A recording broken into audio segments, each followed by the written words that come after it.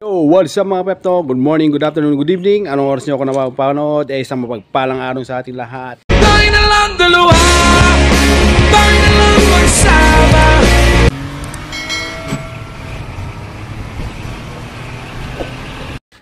Ayan, on today's vlog, eto na ang ating napakaganda, napakabago, sulit na sulit, mainit-init pa ang ating bagong dating. Walang iba kung hindi ang 2010 Kia Rio. Yon. So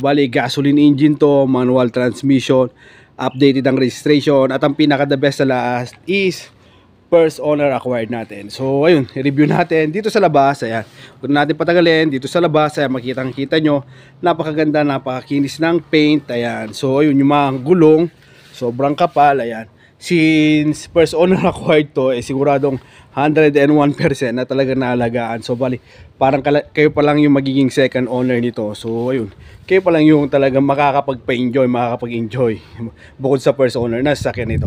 Sa katunayan, ayan, yung conduction sticker niya, ayan, buo pa, nandyan yan, harap, likod. So all goods. Yan, alam naman natin na ba, yan, napakahirap i-maintain niya. May garaheng sarili to, so hindi masyadong naiinitan mula dun sa first owner. Ayan, ang medyo nakita lang nating issue rito is, ayan, unang-una, ayan, scratches lang, yan, yung scratch na yan, and then the rest is all goods na. So ayun, yan yung sasakyan natin. Sa mga interesado, pwede kayong mag-message. At syempre, shoutout muna sa lahat ng mga nanonood sa atin, lalong-lalo na sa ibang bansa.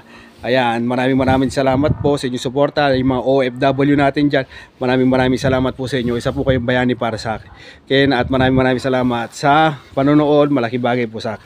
So ayun, kung nanonood ka pa rin hanggang ngayon, baka naman pwede mo i-comment kung taga saan ka. Nang sa ganon, malaman natin kung hanggang saan nakarating ang ating video. So ayun, tingnan naman natin yung loob. Ayan, so ito yung susi niya. Ayan, keyless entry na rin siya. Ayan, pagkapindot, ayan, mag-a-alarm siya, bubukas. Tapos ang ganda pa pala nung ano niya, LED na rin. Tingnan nyo, buksan natin isa. O ayun, LED na rin yan. Yung park light niya, so napakaganda. Okay na okay, goods na goods. So walang ka-issue tong sasakyan nito, sobrang kinis. Tapos ayan, yung mga sidings niya, all power siya. And also with the side mirror, power na rin siya. Nagagalaw nyo na rin. So ayan yung mga ano niya. Tapos power lock, yan. Ito naman yung power lock, and then ito naman yung sa window, kung gusto niyo baba, ilalock. Ayan, so napakaganda, all goods yan. Yung mga sidings niya, all goods. Yan, tapos yung dashboard, yan, kikita nyo, okay na okay, maayos na maayos, makinis na makinis. Comes with a stereo. Ayan, tapos ito yung panel niya. Ang mileage nito is napaka low mileage lang. Tingnan natin. Let's at, pero bago yun, ayan, 3 pedals, ibig sabihin nga, ayun, manual. So isang tunay na lalaki, eto talaga yung minamaneho niya. So all working naman dito. Ayan, tingnan natin yung mileage niya. Ayan, try natin open. Ayan, 96,000. So umiilaw naman lahat, okay naman. Inaan natin yung sounds, baka makapiright tayo. Ayan, so try natin start. Ayan, pagka-start, yun, nawala yung check engine, nawala lahat. Ang naiwan is yung pintuan dahil nga nakabukas tayo. And at the same time, ayan, so yung gasolina marami pa. Kung interested kayo, edi maganda-ganda nyo pang may uwi. Tapos yung first start nya, since cold start to, ayan yung ano nya, almost 1,000, siguro 1,050 yung first start ng RPM nya. Malamig yung aircon nito, pero since cold start pa, mamaya natin i-open. Ayan, stereo siya, malakas. Check natin. It's 12:15. This time check is brought to you by ACS Manufacturing Corporation. So, ayan. Tapos, working naman yung mga ilaw niya. Ayan. O, ayan. Working yung ilaw niya. Tapos, dito, check natin dito sa second row. Ayan. Kung maayos din itong second row. Ayan. Dito sa second row, ayan o. Yung ano niya, matting niya, bali double matting siya. Mayroon isa, tapos yung original, and bago yung maging flooring niya. So napakaganda. Tapos leather na rin. Okay na okay. Same din to. Tingnan natin kung working. Ayan, working din. So dalawang ilaw niya working. Tapos add on mo na yung ceiling na napakalinis, napakakinis. So ayun, wala ka na makikitang issue rito dito. Tahimik natin yung para makita nyo. Pero at the same time, hindi na rin natin yung aircon since medyo okay naman na. Yan, start natin yung aircon. Yan. So ayan, nakasindi na yan. Oh, medyo malamig naman. Okay naman yung aircon. Ayan, okay na okay. Pag ano, since medyo nakaano tayo sa init, yan. Medyo hindi siya ganun kabilis, pero ayan, okay na siya. Normal lang yun, normal lang talaga kasi babad tayo sa araw, tapos ayan, bigla namin sisindi. Ayan, pero 100% malamig na malamig. Tapos patayin natin tong ano, tong FM nya. Ayan. Ayan, kung naririnig nyo, yan lang yung tunog nya. Super silent din. So ayun, tingnan natin para mapatunayan. Pero una, tingnan muna natin mga bintana. Working. Working. Working. Working. Then yung isa. Ayun, yung mga bintana working, yung side mirror, ayan, working din. Ewan ko kung napapansin nyo kung gumagalaw o hindi, ayan. Pero working siya, ayan, up, down, ayan, ayan. So, all working naman, goods naman siya. Let's go, yeah.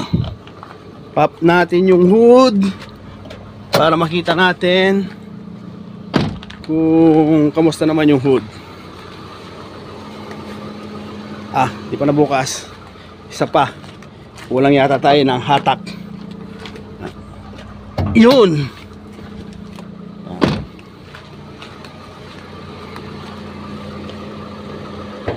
Yan, eto na.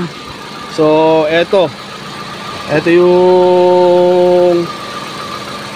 na yung makina. So, kikilatisin natin. Wait lang. Kabalan natin to. Ayan, so okay na tayo. Ito yung makina niya, napaka-silent. Ayan. Tapos kikita nyo talaga, urig-urig, okay na okay. Makikita nyo naman kung talagang marami na dyan, marami na napagbuksan. Oh. Yung mga tornilyo, maayos pa, walang katalsi-talsik. O yan, walang mga tagas-tagas ng mga ano dyan, ng langis. So, check natin itong ano, itong engine, talsik, usok. Yan, all goods, walang talsik, walang usok. Try natin kung may overheat. Yan. Gusto natin, ayan. Wala siyang overheat, walang bula, walang talsik. Yan. Hindi siya na gayon bumubuga. So okay tayo sa radiator, okay tayo sa overheat, okay tayo dyan. Dito sa cap, tingnan natin, 16 valve to. Ayan. Ayan. Wala rin siyang talsik. Goods na goods. Okay na okay. Yung aircon malamig. So ayan, pakinggan nyo naman. Maririnig nyo, hindi siya ganun kalakas. Hindi siya ganun kalakas yung vibration. Lahat-lahat. Okay na okay. Sama mo pa ng goods na motor light, na baterya. So ayan, kumpletong kumpleto. Ayan. Kahit nga dito, ayan, kitang-kita nyo naman is okay na okay. Sa likod, try din natin i-check kung okay din ba. Pinakita natin sa makina, try din natin pakita sa likod. Yan. Sa likod, oh ayan, sariwang sariwa, wasaring wasari, kahit yan oh, sa ilalim. So ayun, kung interested kayo, ayan, message lang. Ang location natin is Buro, Tarlac City. Ang price nito, napakamura, 175k. Very much negotiable yan. So kung interested, ayun nga, punta kayo. Yung number ko, ilalagay ko po, lahat ng details ito, ilalagay ko dyan sa description para basahin nyo, location ko, number ko. Ayan. Ang price niya, 175 lang. Para ka lang bumili ng first gen na Toyota Vios o kaya first gen na Toyota Altis na mga model nasa 2000 hanggang 2006. Ito po 2010 na. Ayan, ang presyo niya presyong 175 lang. So ayun, sulit na sulit ka na, wala ka nang hahanapin pa rito dahil pagkabili mo ito, literal na go na lang, wala nang gas kasi nga meron yan, hindi ka na magpapagas, meron yan, marami pa yung gas, ginas na natin yan. So wala nang kahirap-hirap, wala nang kaproblema. Again, muli ako po si 8 Gig Pep Talk, lingkod na nagpapaalala na pagkabibili ng sasakyan, mas mahinam po na may kasama tayong mekaniko para lahat ng agam-agam natin, lahat ng mga pagdududa natin, masolusyonan at masagot ng mekaniko. Kasi mas maayos po masagot at sa ganun din, ma-check din ng mekaniko kung meron man. Pero sa ngayon, 100% kahit magdala kayo ng mekaniko, only check po tayo, only test po tayo sa ating mga unit para maiwasan po natin yung hindi pagkakaintindihan at problema sa hinaharap. So ayun, muli hanggang dito na lang tayo mga ka-Pep Talk. God bless everyone, mabuhay ka hanggang gusto mo. See you on my next vlog. 2010 model Kia Rio, manual transmission, gasoline engine. Ang price 175 lang. So punta na kayo dito, yung lahat ng description kung mga hindi ko pa nasabi rito sa vlog, nandiyan po sa description, ilalagay ko po. Bye bye.